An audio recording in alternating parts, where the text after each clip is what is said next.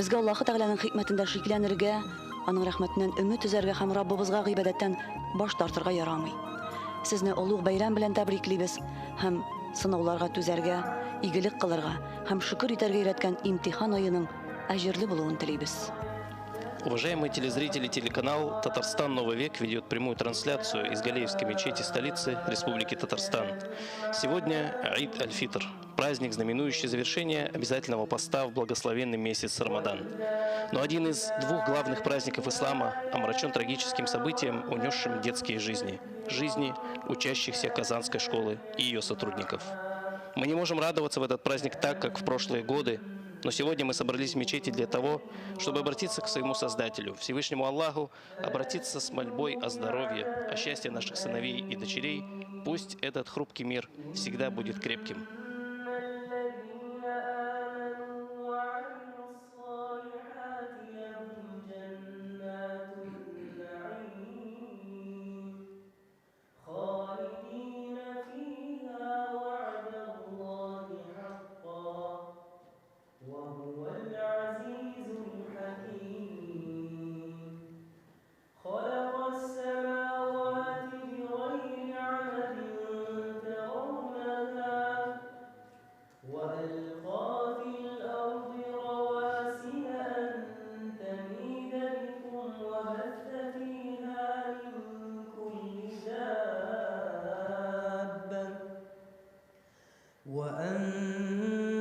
وأنزلنا من السماء ماء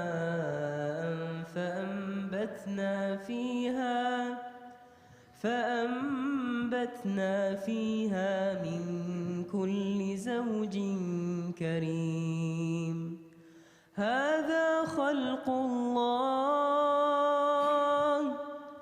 فأروني ماذا خلق الذين من دونه بل الظالمون في ضلال مبين ولقد آتينا لقمان الحكمة أن اشكر لله ومن يشكر فإنما يشكر لنفسه ومن كفر فإن الله غني حميد وإذ قال لقمان لابنه وهو يعظه يا بني لا تشرك بالله إن الشرك لظلم عظيم ووصينا الإنسان بوالديه حملته أمه وهنا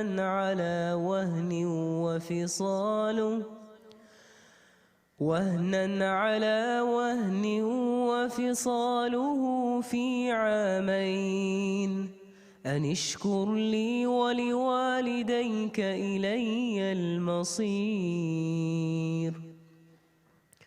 وإن جاهداك على أن تشرك بي ما ليس لك به علم فلا تطعهما وصاحبهما في الدنيا معروفا واتبع سبيل من أناب إلي ثم إلي مرجعكم فأنبئكم بما كنتم تعملون يا بني إنها إن تك مثقال حبة من خردل فتكن في صخرة أو في السماوات أو في الأرض يأت بها الله إن الله لطيف خبير يا بني أقم Ураза гаетен гадәттәгедән үзгә الصلاة гадәттә каршыласак та, Татарстан Яңа гасыр телевидениесе еллар буена дәвам иттерелүче гадәткә тугры калып, Татарстан мөселманнары дини нәзарәте белән берлектә Ураза бәйрәмендә турыдан-туры трансляция оештыра. Бүген биредә Казанның яңартылган тарихи Галиев мәчетендә бәйрәм вагызы белән Татарстан мөфтие Камил хәзрәт Сәмигуллинның чыгышы көтелә. Хәзерге минутларда гыйбадәтханә залында Хафиз Сәйд Камал Сөенов Лукман сүрәсен укый. 34 аяттан торган әлеге сүрә хикмәт иясе Лукман Хаким исеме белән аталган. Аның аятларында адәм балаларының тормышында Коръәннең урыны, намаз укуның һәм закат түләүнең әһәмияте, ахирәттә ирешеләчәк нигъмәтләр турында бәян ителә. Лукман сүрәсе гаять насихатлы сүрә. Анда Лукман Хакимның улына биргән үгет насихатлары китерелә. Пәйгамбәрбез Мөхәммәд саллаллаһу галейхи ва саллямның нәселен дәвам иттерүче Сәйд Камал Сөенов үзе Казанда туган. Аның әтисе Музаффар хәзрәт, шәригать белгече, гарәп дин кардәшебез, әнисе Зөлфия ханым балаларын кечкенәдән үк ислам диненең иң яхшы үрнәкләрендә тәрбияләгән. Хәзер яшь хафизга 19 яшь. Аның ике абыйсы да хафизлар, Казандагы Кол Шариф һәм Борной мәчетләрендә хезмәт итәләр. Сәйд Камал кардәшебез үзе быел Рамазан дәвамында Кол Шариф мәчетендә Коръәнне хатим кылды, ягъни аны тулысынча укып чыкты. Сәйд Камалга Аллаһ матур тавыш, ахаңлы уку усталыгын биргән. Ул төрле ярышларда да, мәсәлән, Төркиядә узган хафизлар бәйгесендә, үзебездә Татарстанда узган Коръән уку һәм мөнәҗәтләр башкару бәйгеләрендә беренче урыннарны гына яулый. Еш кына республика күләм чараларда азан әйтеп, мөселманнарны җәмәгать намазына чакыра. Хәзер Коръәнне тулысынча яттан белүче кардәшебезнең тавышы мәркәзебез үзәгендә, иң зур бәйрәмнәрнең берсендә яңгырый.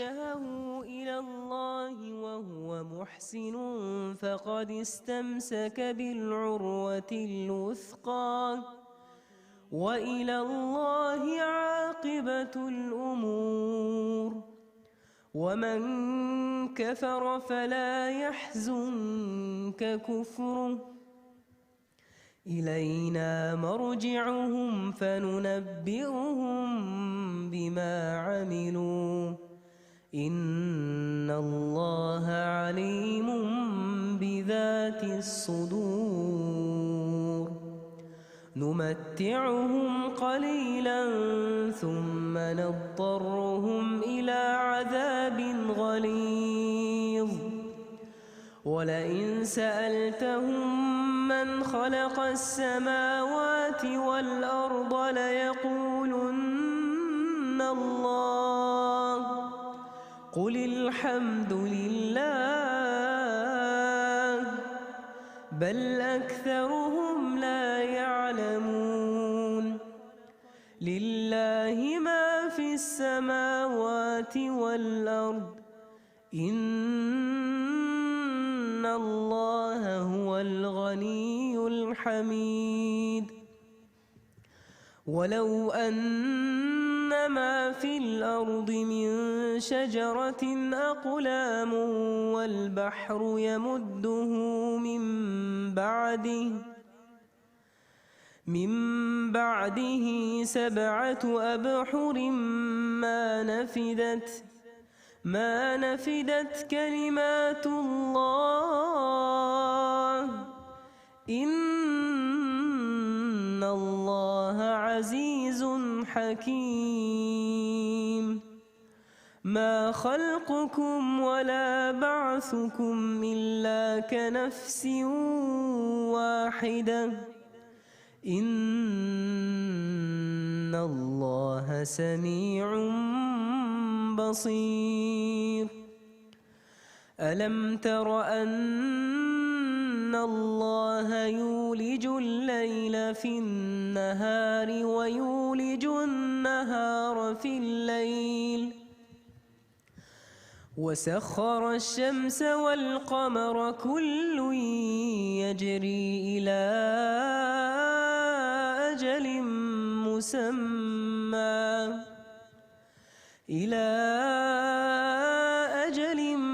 مسمى وأن الله بما تعملون خبير ذلك بأن الله هو الحق وأن ما يدعون من دونه الباطل وأن الله هو العلي الكبير. ألم تر أن الفلك تجري في البحر بنعمة الله ليريكم من آياته إن في ذلك لآيات لكل صبار شكور.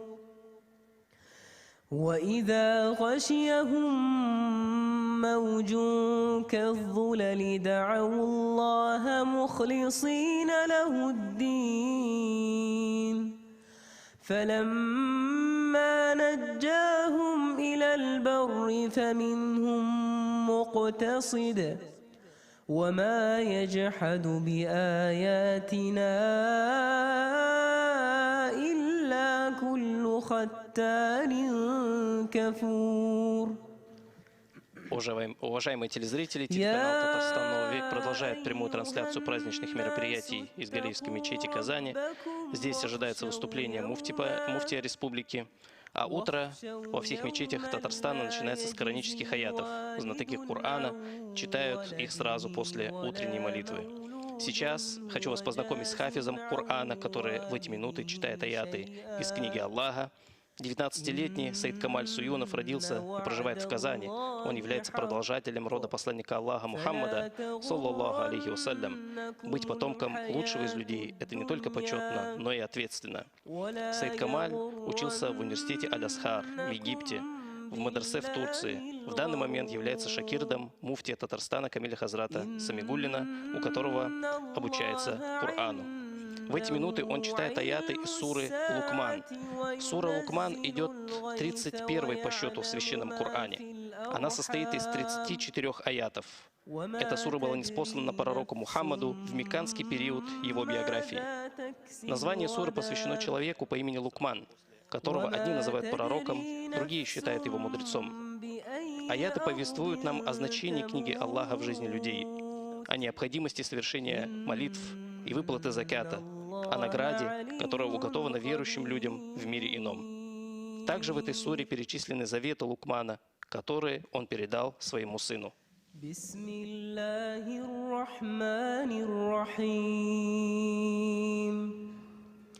تبارك الذي بيده الملك وهو على كل شيء قدير الذي خلق الموت والحياة ليبلوكم أيكم أحسن عملا وهو العزيز الغفور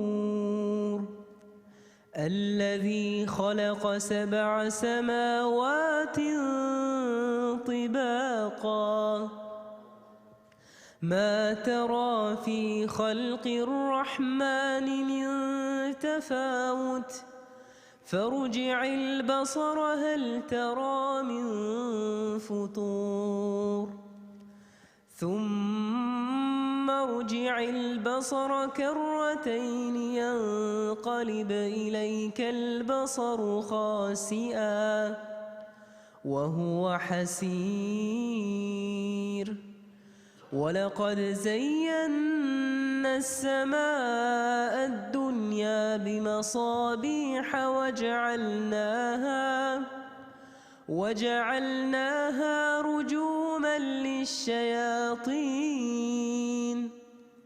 وأعتدنا لهم عذاب السعير وللذين كفروا بربهم عذاب جهنم وبئس المصير إذا ألقوا فيها سمعوا لها شهيقا وهي تفور تكاد تميز من الغيظ كلما ألقي فيها فوج سألهم خزنتها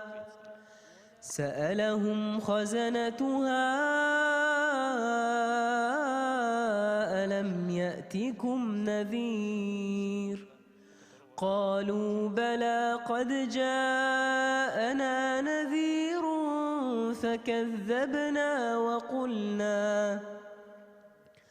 فكذبنا وقلنا ما نزل الله من شيء إن أنتم إلا في ضلال كبير وقالوا لو كنا نسمع أو نعقل ما كنا في أصحاب السعير فاعترفوا بذنبهم فسحقا لأصحاب السعير إن الذين يخشون ربهم بالغيب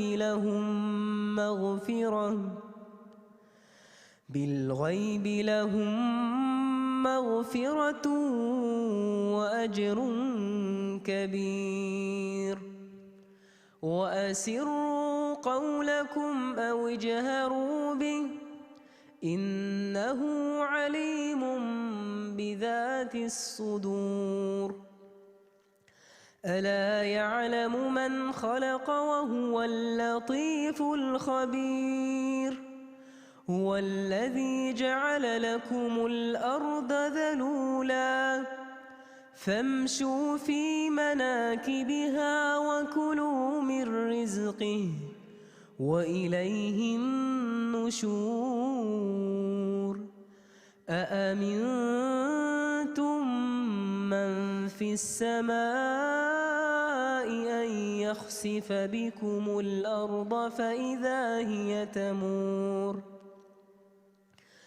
أم أمنتم من في السماء أن يرسل عليكم حاصبا فستعلمون كيف نذير ولقد كذب الذين من قبلهم فكيف كان نكير أولم يروا إلى الطير فوقهم صافات ويقبضن ما يمسكهن إلا الرحمن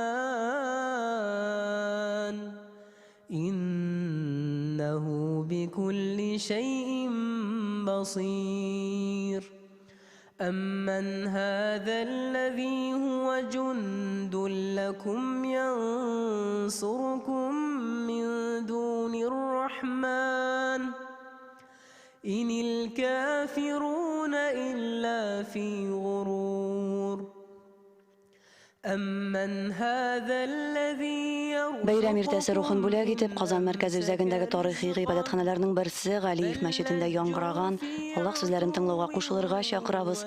Сөйкле пайгамбарыбыз Мөхәммәд саллаллаһу алейхи ва саллям Коръәннән бер аят тыңлаучыга икеләтелгән савап язылачак, Коръән укучыга кыямәт көнендә нур бүләк ителәчәк дигән.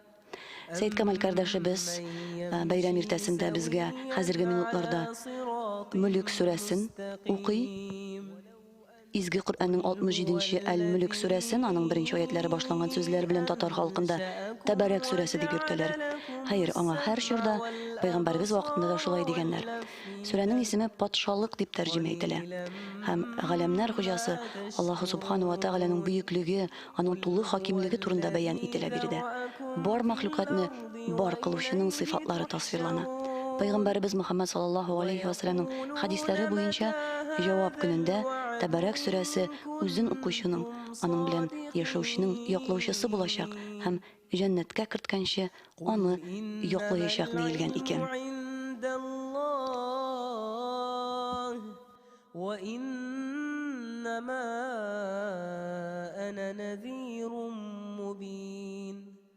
فلما رأوه زلفة سيئت وجوه الذين كفروا وقيل هذا الذي كنتم به تدعون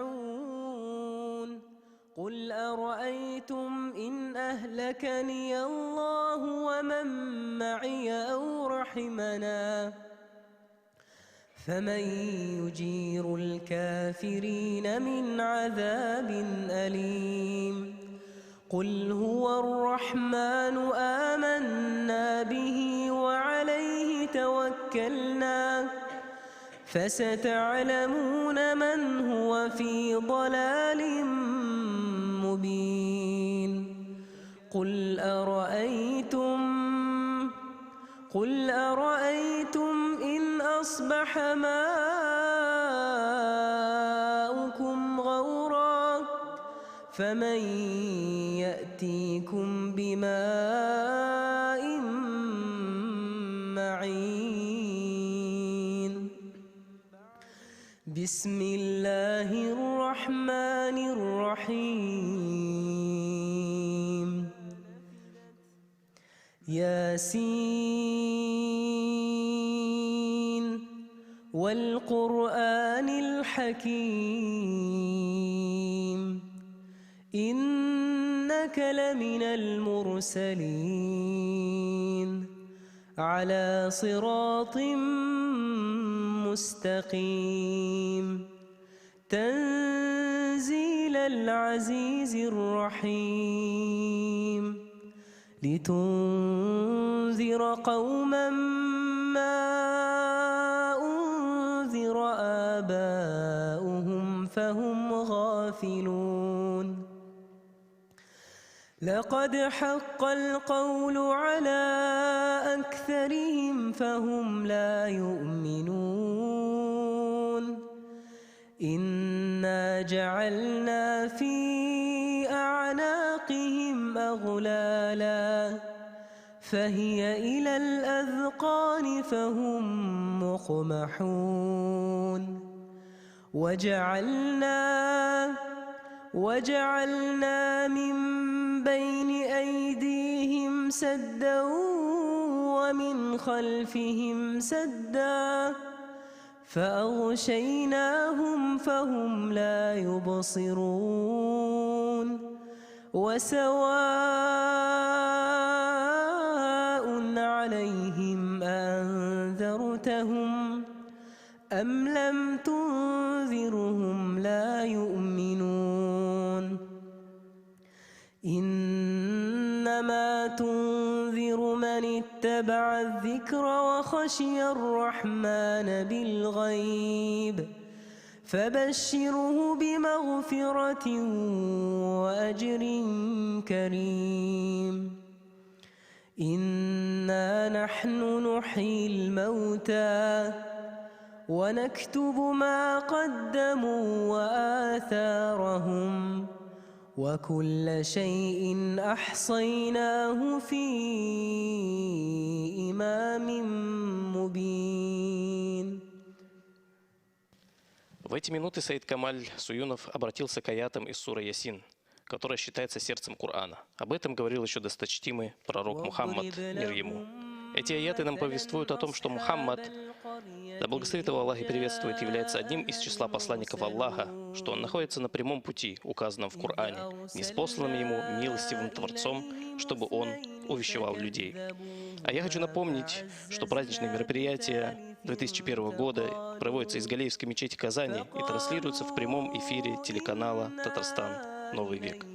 Не весь мусульманский мир сегодня имеет возможность встретить праздник вот так, как мы в мечетях вместе с единоверцами. В связи с угрозой распространения инфекции, духовное управление некоторых стран ограничились праздничной проповедью в прямом эфире, и для многих это единственная возможность стать участником праздника. Например, в Марокко праздничная молитва не будет проводиться в мечетях. Тем не менее, в большинстве арабских стран праздничный намаз будет проведен, но только в соборных мечетях с соблюдением санитарно-эпидемиологических правил. Примерно в таких же условиях и будут встречать праздник мусульмане Казахстана, Киргизии, Узбекистана и Турции.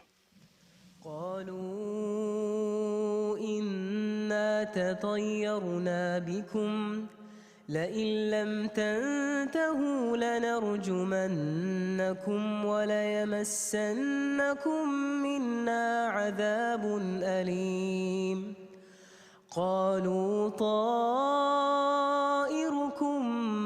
معكم أئن ذكرتم بل أنتم قوم مسرفون وجاء من أقصى المدينة رجل يسعى قال يا قوم اتبعوا المرسلين اتبعوا من لا يسألكم أجرا وهم مهتدون وما لي لا أعبد الذي فطرني وإليه ترجعون أأتخذ من دونه آلهة إن يردني الرحمن بضر لا تغن عني شفاعتهم شيئا ولا ينقذون بسم الله الرحمن الرحيم ألف لام را تلك آيات الكتاب وقرآن مبين ربما يود الذين كفروا لو كانوا مسلمين ذرهم يأكلوا ويتمتعوا ويلههم الأمل فسوف يعلمون وما أهلكنا من قرية إلا ولها كتاب معلوم ما تسبق من أمة أجلها وما يستأخرون وقالوا يا أيها الذي نزل عليه الذكر إنك لمجنون لو ما تأتينا بالملائكة إن كنت من الصادقين ما ننزل الملائكة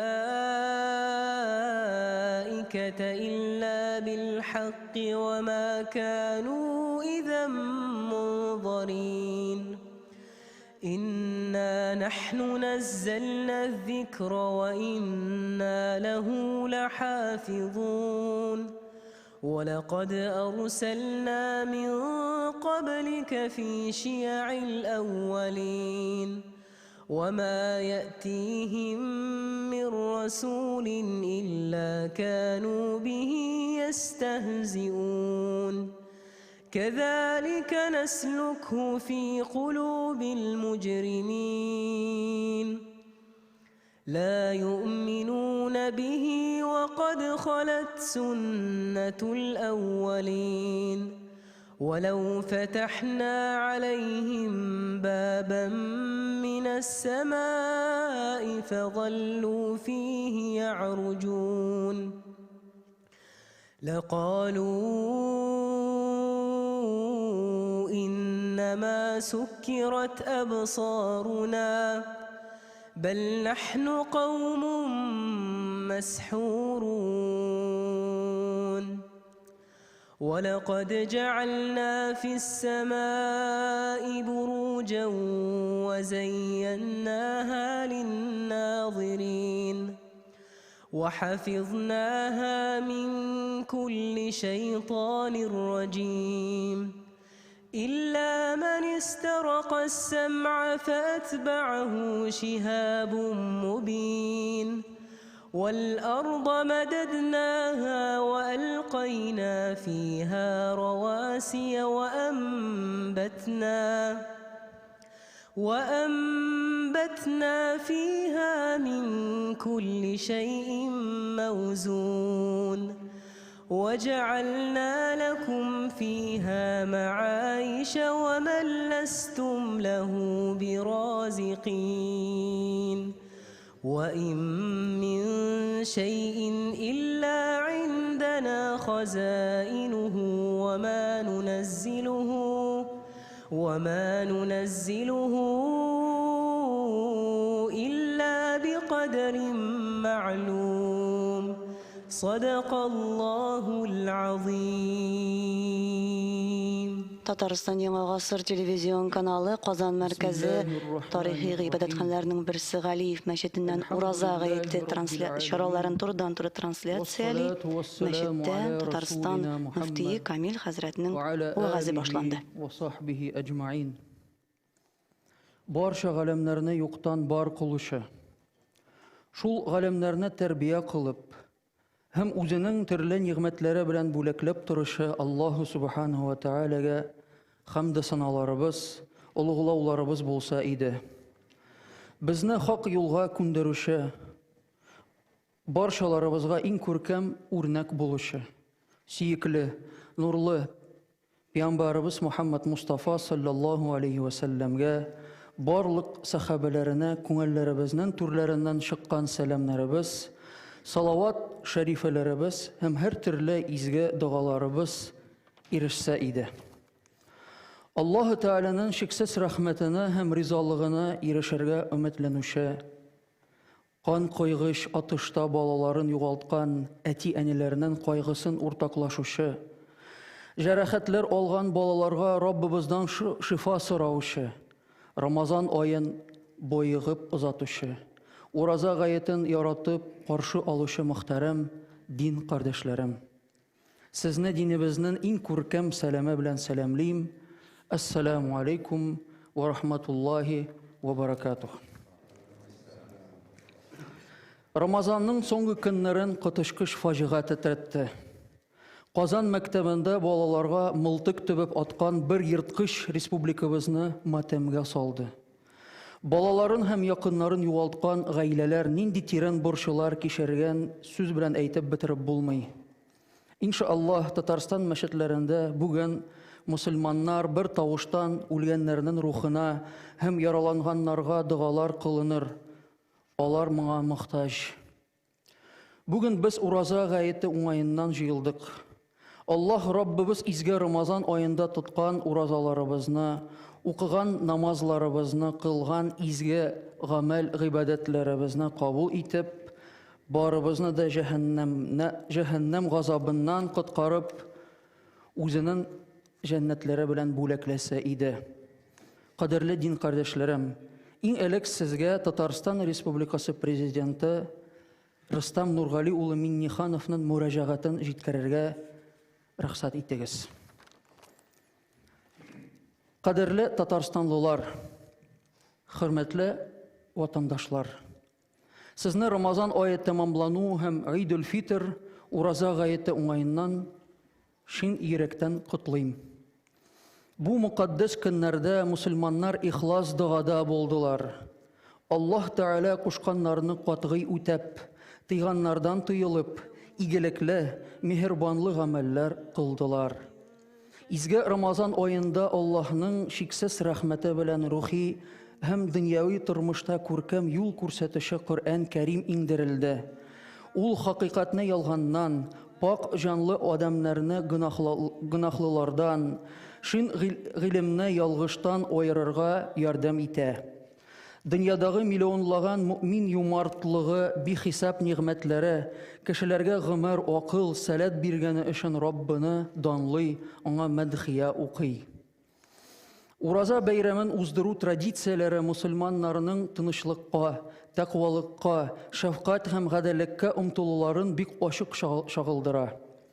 Мусульманнар Хак Тәгаләне риясыз олылау һәм диндәшләрен Ураза гаете мөбарәк булсын дигән сүзләр белән тәбрикләү өчен мәчетләргә җыела. Мохтаҗларга ярдәм итү, нәшкә тәэсирле вагаз һәм дустана мөнәсәбәт булар барысы да гаетнең аерылгысыз хасиятләре. Кызганычка каршы, Рамазанның соңгы көннәрендә Казанда коточкы җинаят кылынды. Бу фаҗигадә гынахсыз укучы балалар һәм мәктәп хезмәткәрләренең гомере өзелде. Православие динен һәм башка диннәрне тотучылар белән бер рәттән республика мусульманнары әрнүле, хәсрәтле көннәр кичерә.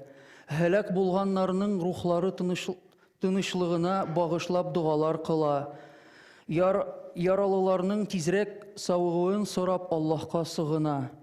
Авыр кайгы татарстанлыларның бердәмлеген тагын да ныгытыр һәм мондый аяныч хәлләр кабатланмасын өчен мөмкин булганның барысын да эшләрбез дип ышанам. Кадерле дуслар, быел республика мусульманнары тормышында гаять әһәмиятле берничә вакыйга булды. Шуларның иң күренеклесе Татарстан мусульманнарының 8-нче съезды. Татарстанда уздырыла торган мусульман өммәтенең бердәмлеген һәм ватандашлар белән элемтәләрне ныгытуны максат итеп куйган эшнең бу уңайдан аеруча мөһимлеген билгеләп китү зарур.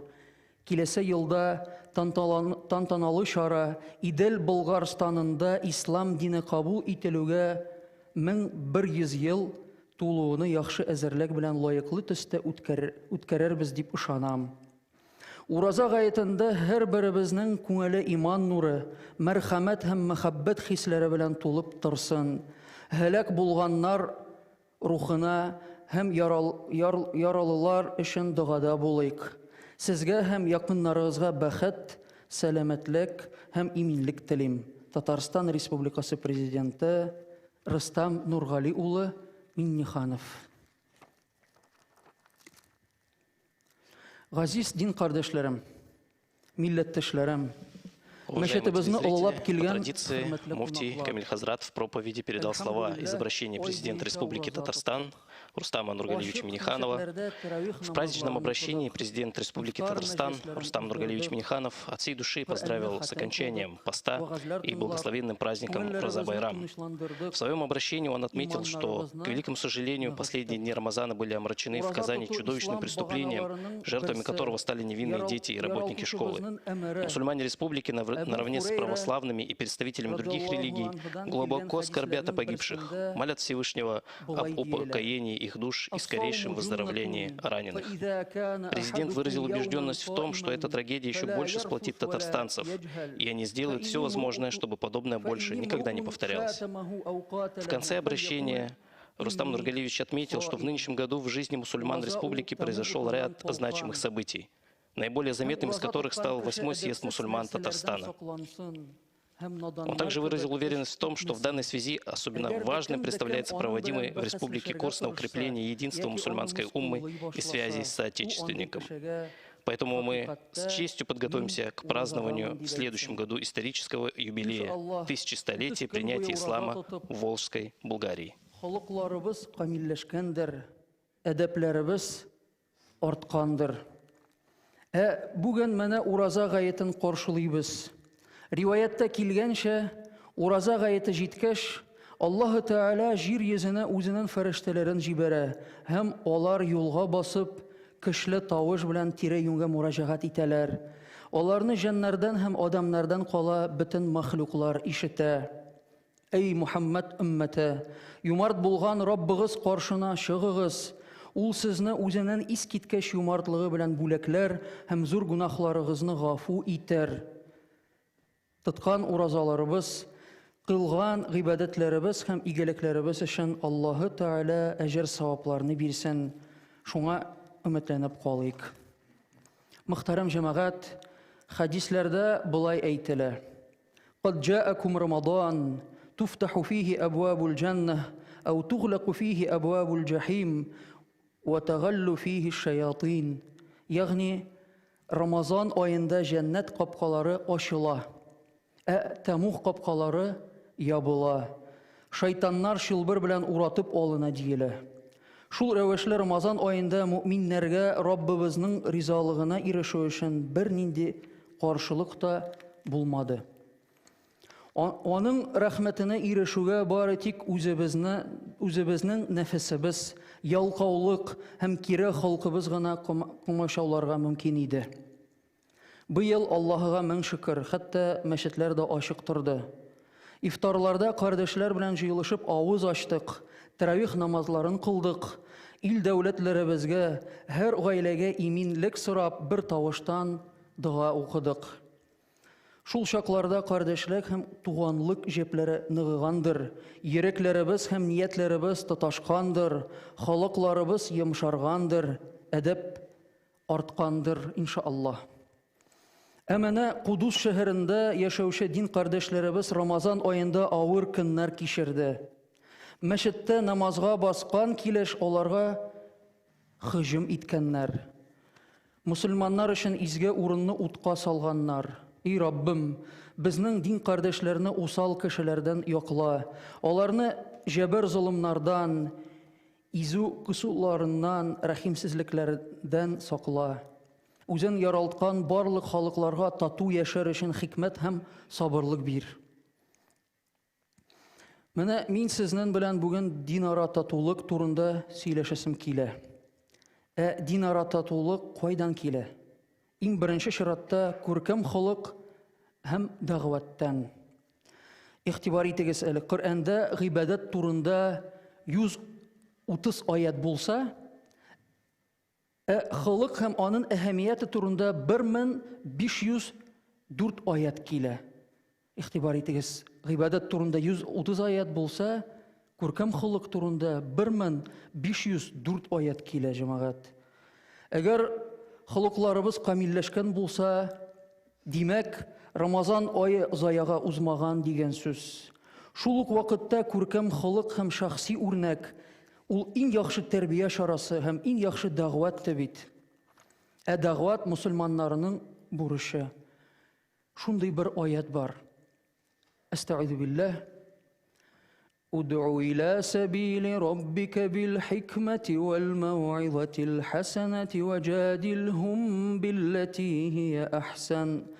إن ربك هو أعلم بمن ضل عن سبيله وهو أعلم بالمهتدين. رسولم хикмәт белән һәм күркәм үгәт белән Раббының юлына дәгъват ит.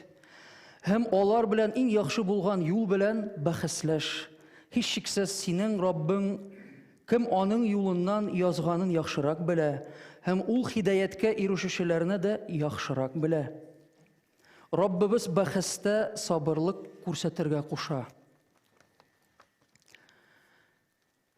Татарлар гомер-гомергә иманлы, сабыр, тырыш, гыйлемле, әдәпле, ихтирам күрсәтә белгән халык булган.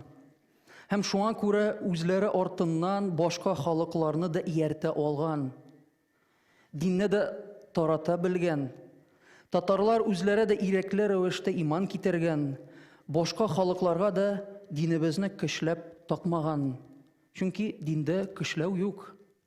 Аллаһ насыбы белән моннан 1100 ел элек безнең борынгы бабаларыбыз иман китерә. Евразия киңлегендә таухид китергән иң беренче халык бит без.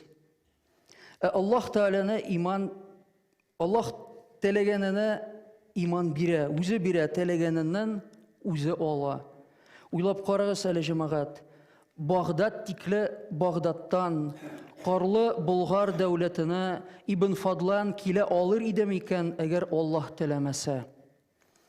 Гасырлар буе кешелеккә гыйбрәт булсын дип нәк менә татарларга исламны ирекле рәвештә кабул итәргә насыйп итә ул. Кылычтан куркып түгел, күркәм үгәт аша безнең бабайлар үз теләкләре белән иман китерә һәм шушындый ук күркәм үгәт белән исламны бөтен Евразияга тарата. Татар барда хәтәр бар диләр, алай түгел. Татар барда хөрмәт бар. Күрше хакы, тәңре хакы ди халык мәкале. Күршеңә ихтирам күрсәтү татарның канына сеңгән инде. Иманым камил, татар яшәгән җирдә тынычлык хөкем сөрә. Тыңлап карагыз әле. Коръәндә шундый бер аят бар. Астагъизу билләх. قل يا أهل الكتاب تعالوا إلى كلمة سواء بيننا وبينكم ألا نعبد إلا الله ولا نشرك به شيئا ولا يتخذ بعضنا بعضا أربابا من دون الله فإن تولوا فقولوا اشهدوا بأننا مسلمون. رسولم يهودي هم نصارلارغا әйт: И әһле китап, Коръәндә һәм сезнең китапларыгызда безнең белән сезнең арада уртак булган һәм Аллаһтан башкага гыйбадат кылмыйбыз, аңа һич нәрсәне тиңдәш итмибез, Аллаһны ташлап берәүләребез икенчеләребезне Раббылар итеп санамыйбыз дигән сүзгә килик. Менә хак булган ислам бу инде. Ягъни Раббыбыз мусульманнарга һәр чак татулыкны саклау ягында торырга куша. Һәм татарлар бер кайчан бу әмердән чыкканы булмады. Бабаларыбыз бер кайчан динебезне башка халыкларга көчләп такмады, әмма иманына тугры калды. Хәтта көчләп чукындыру сиясәте барганда да. Бакара сүрәсенең 120-нче аятында беләсезме нәрсә әйтелә? Әстәгъиду билләh. وَلَن تَرْضَى عَنكَ الْيَهُودُ وَلَا النَّصَارَى حَتَّى تَتَّبِعَ مِلَّتَهُمْ. Эй Расулым, син аларның диннәренә иярми торып, ни яһудиләр, ни насаралар бер кайчан синнән разый булмаячак. Җәмәгать, шул рәвешле дөньядагы тынычлык һәм иминлек мусульманнар кулында булып чыга түгелме соң? Димәк, исламны тарату безнең изге бурыч булып чыга, ләкин күркәм үгәт, шәхси үрнәк һәм сабырлык аша. Безнең борынгы бабаларыбыз моны бик яхшы аңлаган.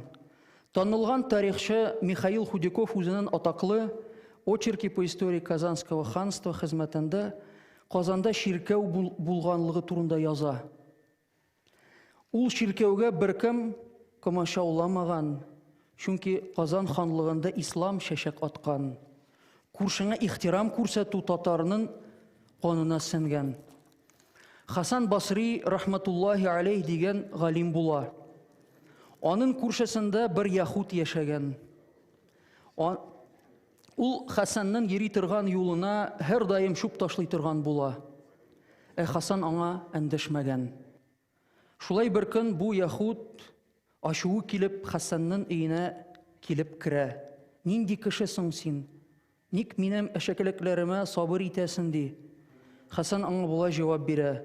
Безнең динебездә күршесе белән орышып, ызгышып торган кеше оҗмахтан махрум калыр дип язылган.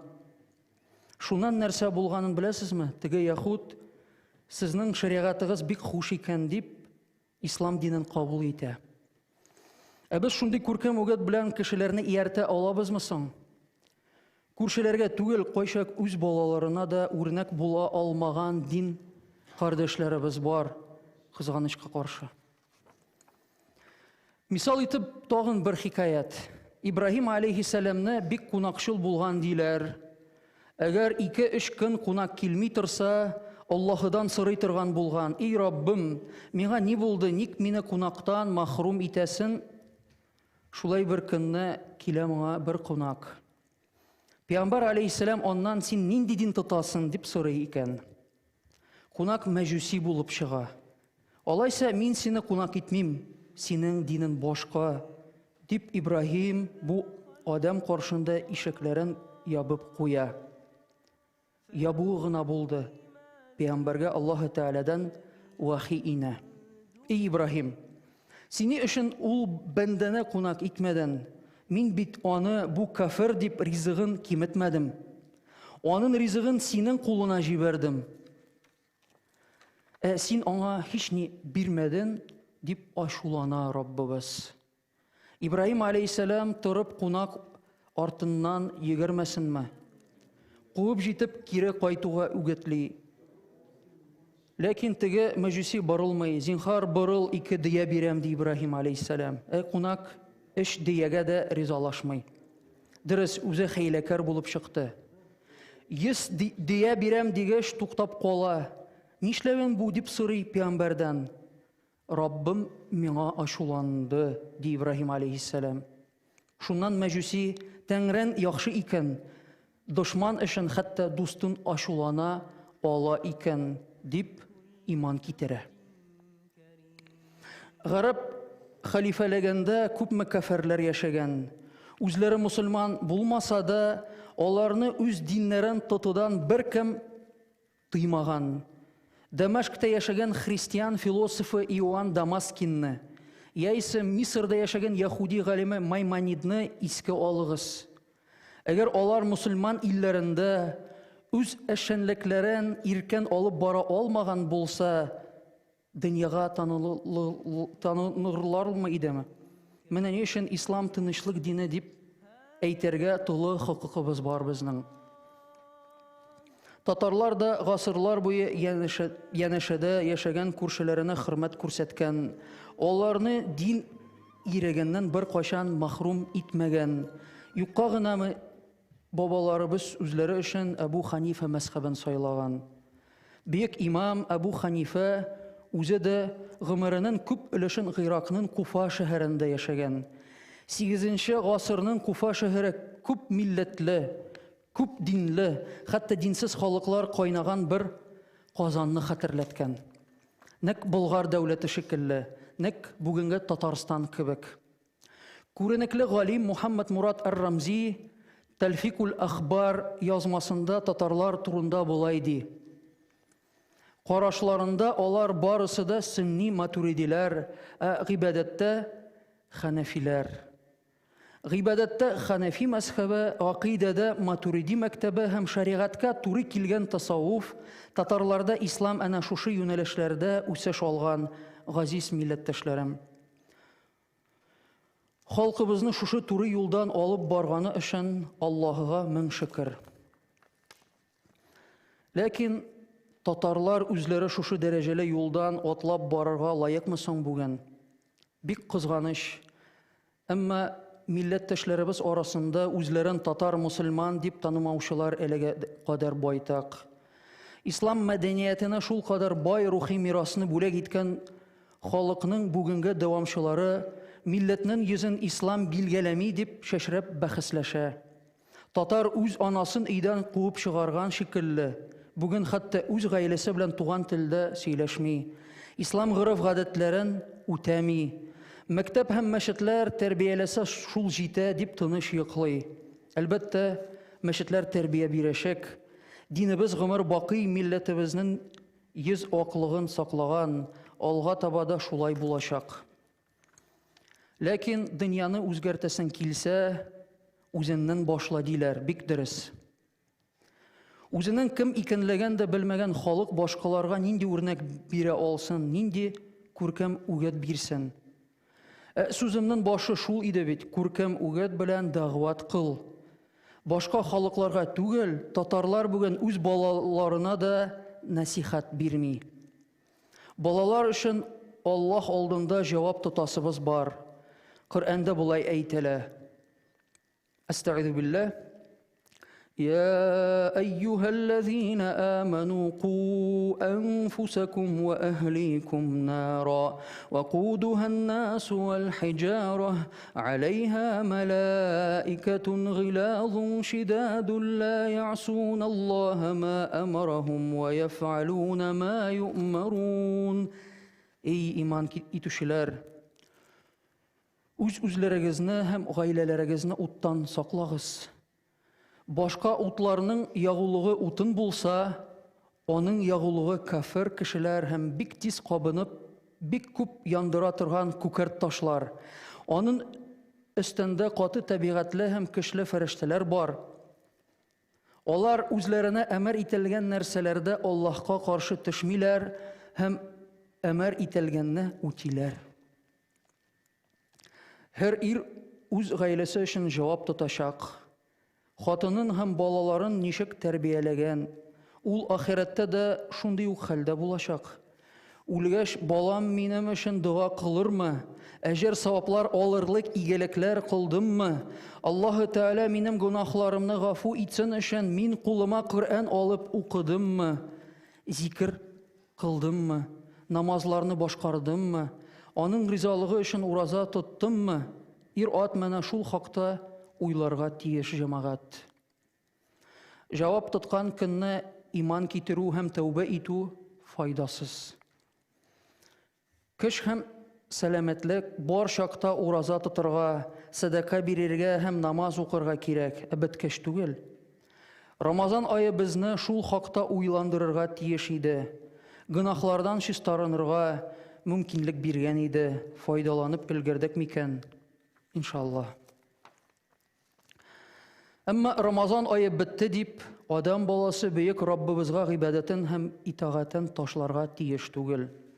Аллаһ субхану ва тааля Коръәни Кәримдә булай дип әйтә: "Ва'буд раббака хатта я'тиякал яқин." Киләчәгенә һич шик булмаган үлем дигән нәрсә сиңа ирешкәнчә, бер мизгелне дә бушка уздырмыйча, Раббыңа һәр даим гыйбадәт кыл. Рамазан аенда гына гыйбадәт кылып, изге ай тамамлангач, гыйбадәтләрне калдыру, мәчеттән һәм җәмәгатьтән ерагаю зур хата һәм адам баласы өчен куркыныч күренеш. Чөнки мусульман булу бер Рамазан ае белән генә бәйле түгел. Кеше үлемнең кайчан киләсен белми, ул үлемгә һәм үлемнән соң киләчәк. Мәңгелек тормышка һәр вакыт әзер булырга кирәк. Бер хадистә Пәйгамбәрбез саллаллаһу алейхи ва саллям булай дип әйтте: "Ман сама ситтата айямин бa'да al-фитр, кана тамам as-санати ман жаа бил-хасанати фалаху 10 аннаху амсалиха." Пәйгамбәрбез саллаллаһу алейхи ва саллям булай дип әйткән: Рамазан бәйрәменнән соң 6 көн ураза тоткан кеше ел буе ураза тоткан савабына ирешер. Чөнки аятта хәерле гамәл кыла торган кешегә кылган гамәленнән 10 тапкырга артыграк әҗер ирешер. Шушы 6 көн уразаны Рамазан бәйрәме, ягъни Идул-Фитр бәйрәме узгач тоташтан яки ай дәвамында аерым-аерым тотсаң да ярый. Biz barыбыз да Рамазан шариф айының шифасын каләпләребезгә сеңдерергә В своей тиешбез. проповеди муфтий Камиль Хазрат напомнил о достоинстве месяца Рамадан, о великой награде за пост и все благодеяния, совершенные в этот месяц. Муфтий отметил, что в Коране говорится о поклонении в 130 аятах, а о благом нраве говорят 1504 аята. Одним из проявлений благонравия является терпение. В связи с этим Камиль Хазрат привел несколько притчей об этом. Также он напомнил о важности праведного воспитания детей. И в конце муфтий Хазрат напомнил о необходимости проявления богопочтения и совершения благодеяний и после месяца Рамадан. Балаларыбызда Аллаһыга һәм аның илчесенә карата мәхәббәт тәрбияләүне үзебезнең бурычыбыз итеп саныйк. Матди мөмкинлекләребез булса, садака һәм закат бирергә онытмыйк. Адам баласы бу дөньяга бары Раббысына гыйбадат кыл өчен бар кылынганлыкны исәбездән чыгармыйк. Башкаларга күркәм үрнәк булыйк. Исламны иң матур яктан күрсәтик. Кешелек дөньяны бары тик иман һәм ислам гына коткарып калачагына төшенсен. Тагын бер кат олы хәсрәт кагылып киткән барлык гаиләләрнең тирән кайгысын уртаклашам. Вассаламу алейкум ва рахматуллахи ва баракатух. Хәзер инде дин кардәшләрем, акрын гына сафланабыз. Узакламый гает намазыбыз укылачак. Гает намазыбыз 2 рәкъәттән тора.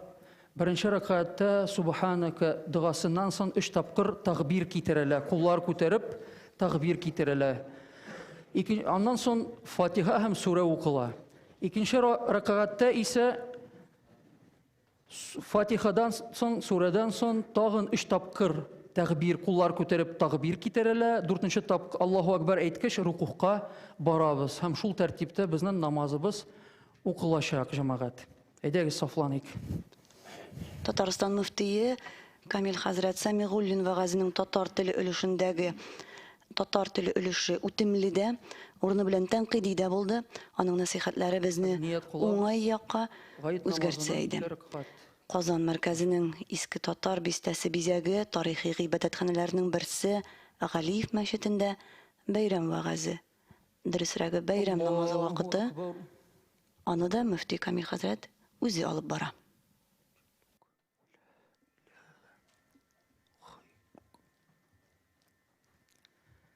Аллаһу акбар. Аллаһу акбар. Аллаһу акбар. Алхамдулиллахи раббил алямин.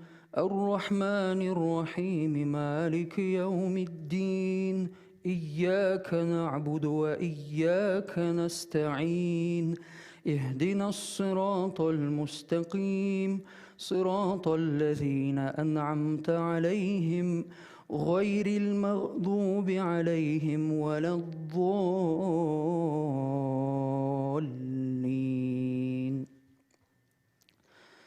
إنا أعطيناك الكوثر فصل لربك وانحر إن شانئك هو الأبتر الله أكبر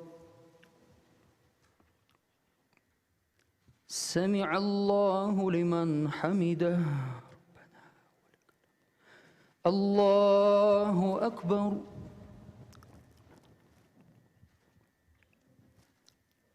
الله أكبر الله أكبر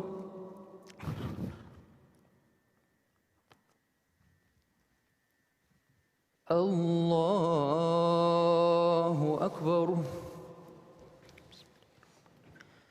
الحمد لله رب العالمين الرحمن الرحيم مالك يوم الدين إياك نعبد وإياك نستعين اهدنا الصراط المستقيم صراط الذين أنعمت عليهم غير المغضوب عليهم ولا الضالين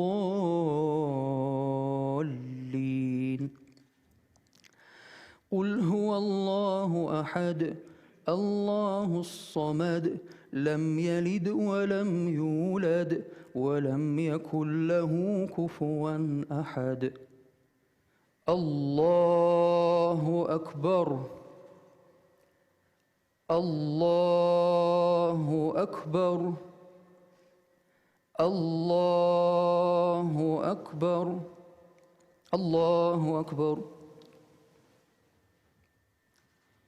سمع الله لمن حمده ربنا ولك الحمد الله أكبر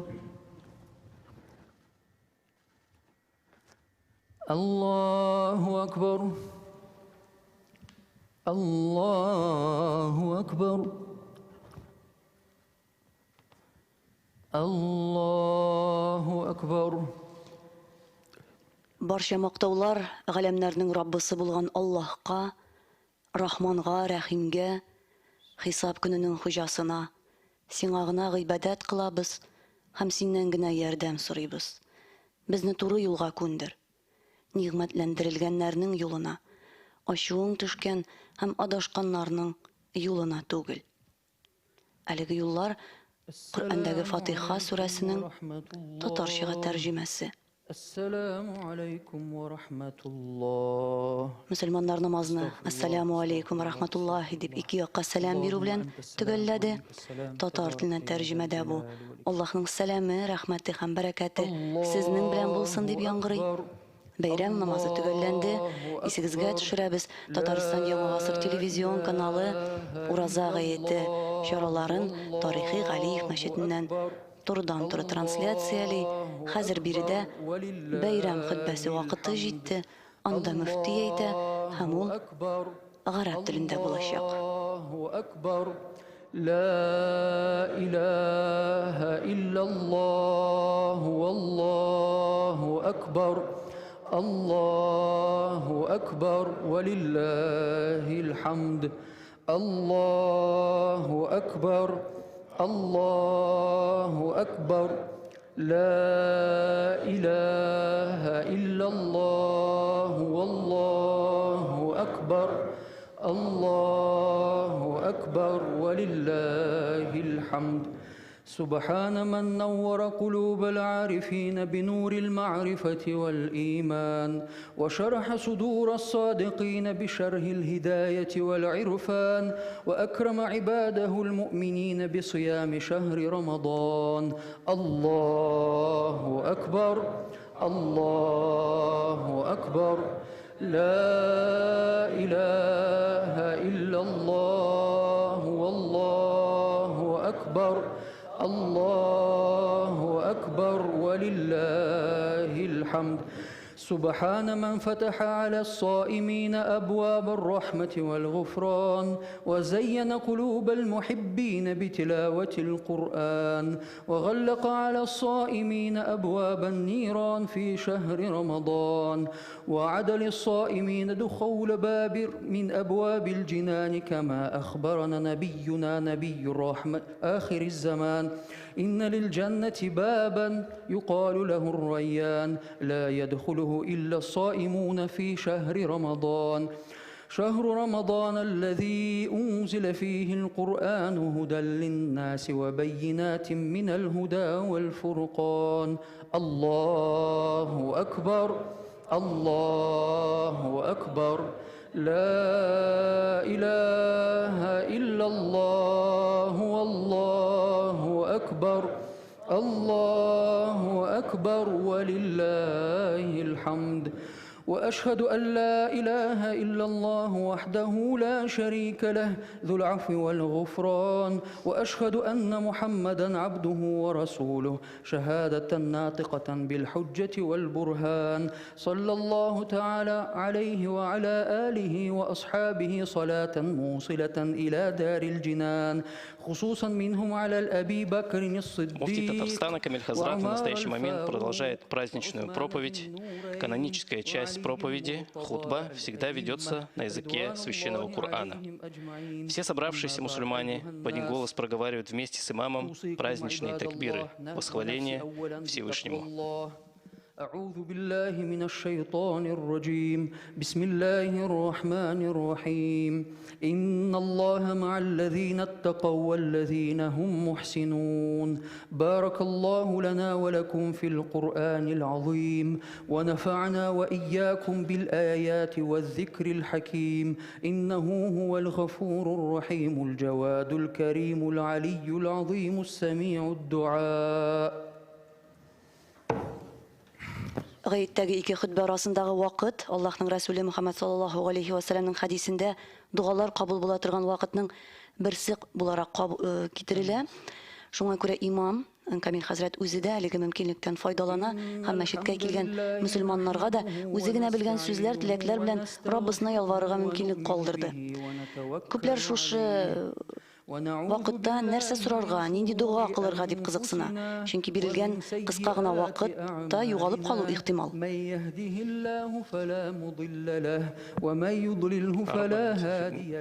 وأشهد أن لا إله إلا الله وحده لا شريك له وأشهد أن محمدًا عبده ورسوله إن الله وملائكته يصلون على النبي يا أيها الذين آمنوا صلوا عليه وسلموا تسليما اللهم صل وسلم عليه وعلى جميع الأنبياء. Кайтып, күпләр нәрсә сорарга дигәндә, ислам хазинәсендә тәүбәне һәм шөкр кылуны үз иченә алган Раббана дуасы бар.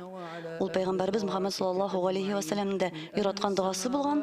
Шуңа күрә ике хутба арасында шушы дуаны укырга мөмкин.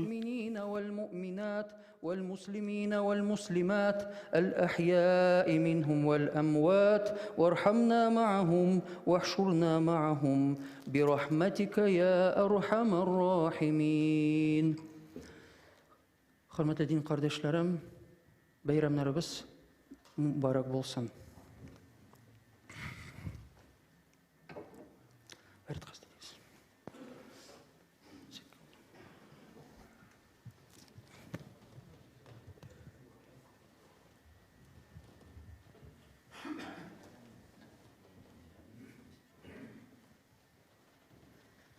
أعوذ بالله من الشيطان الرجيم بسم الله الرحمن الرحيم فاذكروني أذكركم واشكروا لي ولا تكفرون يا أيها الذين آمنوا استعينوا بالصبر والصلاة إن الله مع الصابرين ولا تقولوا لمن يقتل في سبيل الله أموات بل أحياء ولكن لا تشعرون ولنبلونكم بشيء من الخوف والجوع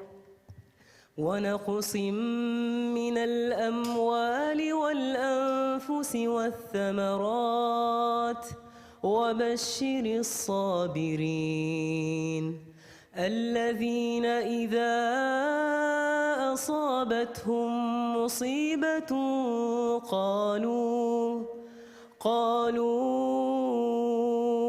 إنا لله وإنا إليه راجعون أولئك عليهم صلوات Хәсрәттә, моңсулыкта, хәтта шатлыкта да без мөселманнар Раббыбызга сыенабыз. Коръән хафиз Сәйид Камал Сөйинов Әл-Бақара сүрәсе аятларына мөрәҗәгать иткән, аның тәфсиренә игътибар итегез әле. Берәр бәләгә юлыкканнар, һичшиксез без Аллаһныкылар һәм аңа гына кайтачакбыз дип әйтәләр. Әнә шулар Раббыларның мәгърифәтенә һәм рәхмәтенә ирешүчеләр, һәм әнә шулар һидаят табучылар.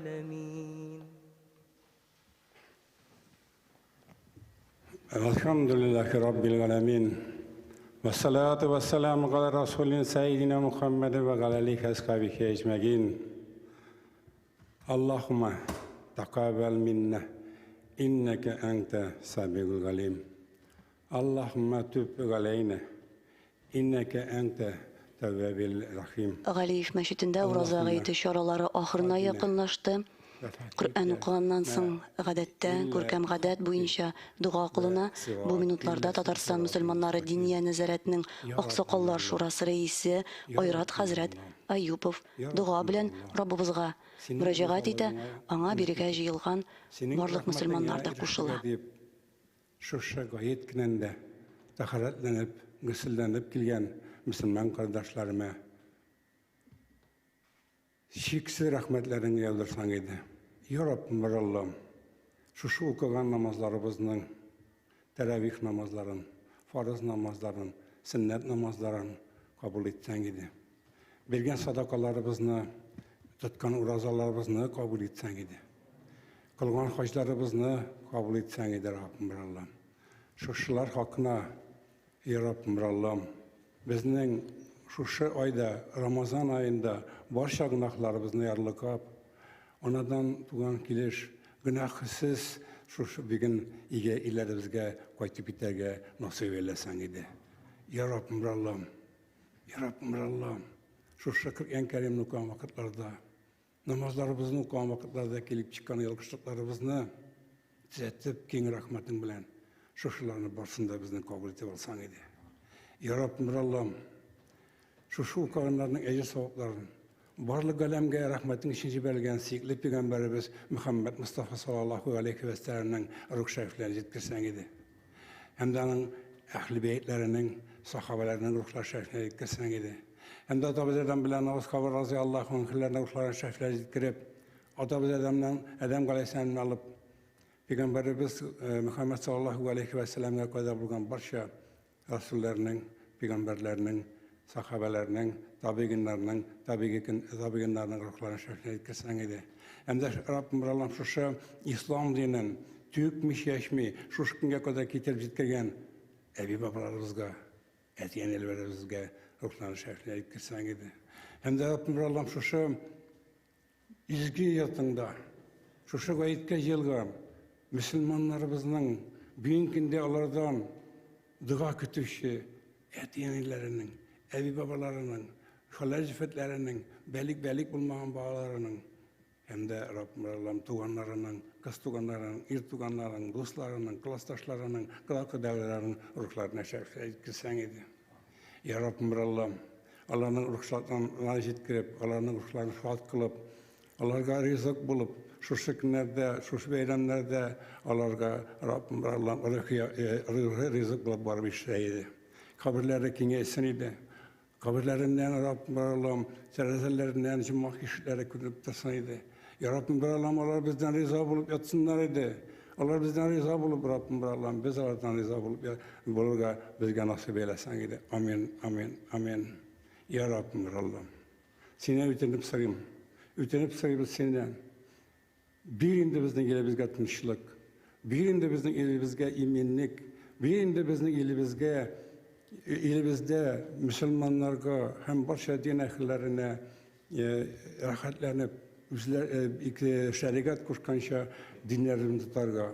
Birinde Allah'ın rahmeti bilen yüzümüzün il başlığımız Vladimir Vladimirovичка isenlik, bahit, saadet bir anarga. Rabbim Allah'ın şu ile bizne tinçlikta, imanlikte tutturganaga kişiler bir, sebepler bir. Ya Rabbim Allah'ım, indi yüzümüzün cumhuriyetimizin, Tataristanımızın başlığı bolgan Rüstem Nurgali uluna da isendigen bir, saadetin bir, gayla bahitli bir Rabbim Allah'ım. Şulay şu işinde anaga isendik birip, ziraklikni istep tağında Rabbim Allah'ım yüzümüzün Tataristanımızını şeşek atlarga, yüzümüzün Tataristanımızını soklap kalırga, yüzümüzün Tataristanımızda olan baylıklarımızını, jir baylıklarında, jir üstündeki baylıklarda, barsıda şu yüzümüzün Tataristan halkına rahat körüge nasip eylesin eyle. Ya Rabbim Allah'ım şulay dinimizne üstlerge, dinimizne nıgıtırga bizge Allah Teala yardım etsen idi. Kamil Hazret'e isenlik berip, yaşlığında isenlik berip, anaga zorguna ziraklik berip Rabbim Allah'ım, şulay dinimizne olga üstlerge anaga yardım etsen idi. Ya Rabbim Allah'ım, barşabızga da isenlik dilim, barşabızga da tez ömür dilim, barşabızga da Rabbim Allah'ım, gayla baxıtlı dilim. Ya Rabbim Allah'ım, kileşekte de şu Ramazan ayların ikinci yılga da körge nasip eylesin idi, hem de ikinci yılga da bizning babalarımızın üst dilekleri bilen, üst yürekleri bilen, üzerinin küngülleri bilen kabul etken İslam'ın mende bir 100 yıl tula, şu yılını, şu benden bir 100 yıl tulganın beyremidirge başabızga nasip eylesin. Başabızga da isenlik bilen şu şekillerde görüşege nasip eylesin idi.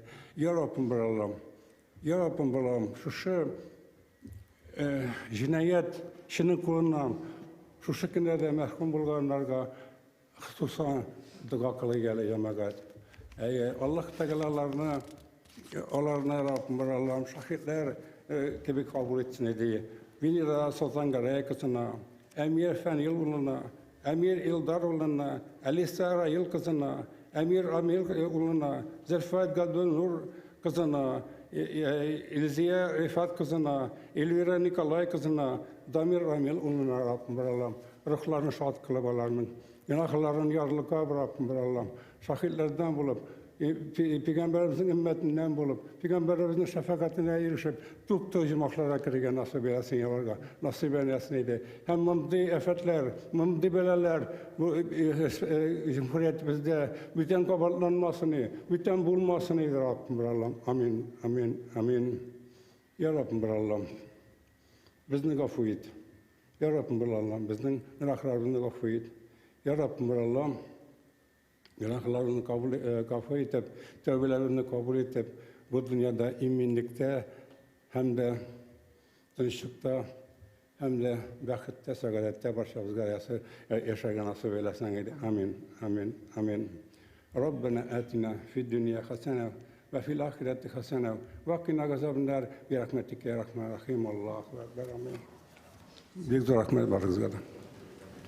Уважаемые телезрители, праздничные мероприятия в Галеевской мечети закончились проникновенной мольбой Айрата Хазрата Аюпова, главы старейшин Республики Татарстан. И мы тоже заканчиваем нашу трансляцию. Бүгінгі Ураза ғайеті шараларын трансляцияда Қазан Ислам университеті мұғалімі Роман Шамилұлы Зиякаев қатнашты. Рус тіліндегі шарихны ол силады. Сізге Аллахның рахматы ясын, Хазрет. Аминь. Благодарю телеканал «Татарстан. Новый век» за возможность быть полезным нашему обществу. Желаю мира в каждый дом и процветания нашей Родине. Татарстан Яңа ғасыр телевидениесі һәм бүгінгі тапшырубызның ижади төркемендә мөселманнарны тагын бер кат ихластан Ураза гаете белән тәбрикли. Әниләргә, әтиләргә, туганнарга, балаларга, күршеләргә һәм гомумән кардәшләргә матур сүзләрегезне, купшы бүләкләрегезне, ә иң мөһиме игътибарыгызны жәлләмәгез. Байрамыбыз мубарак булсын. телеканал «Татарстан. Новый век» еще раз поздравляет всех правоверных с Ураза Байрам и желает вам всех благ. Киләсе гаеттә дә очрашырга насыйп булсын, тормышларыбыз имин булсын. Ассаламу алейкум ва рахматуллахи ва баракатух.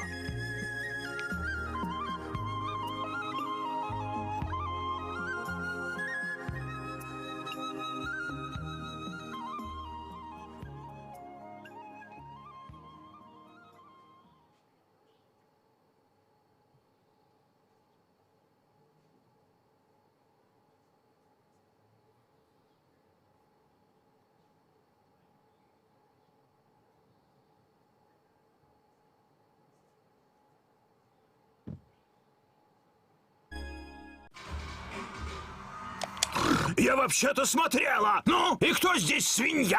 Уи, HD.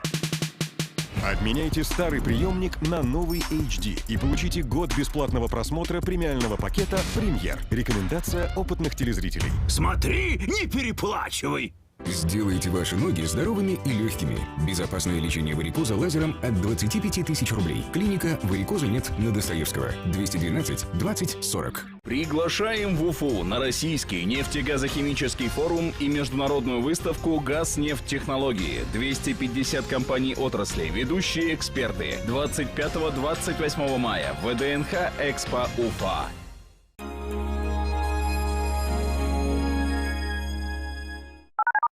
И вы скажете: «Я вижу». Хирургия катаракты от 18 тысяч рублей. Клиника «Третий глаз». 202 202 8.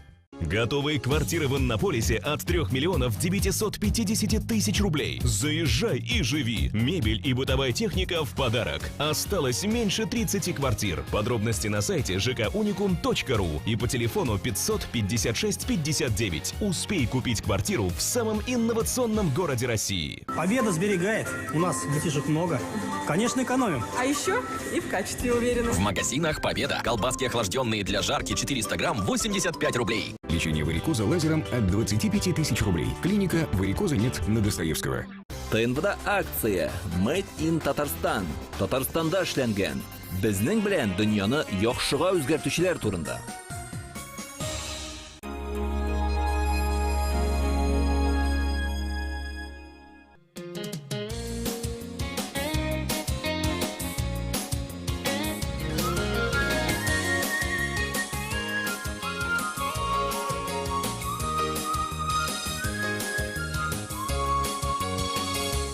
Ландыш, рәхимет, бәйрәм белән сине. Рәхмәт. Саулармысыз, хөрмәтлеләр?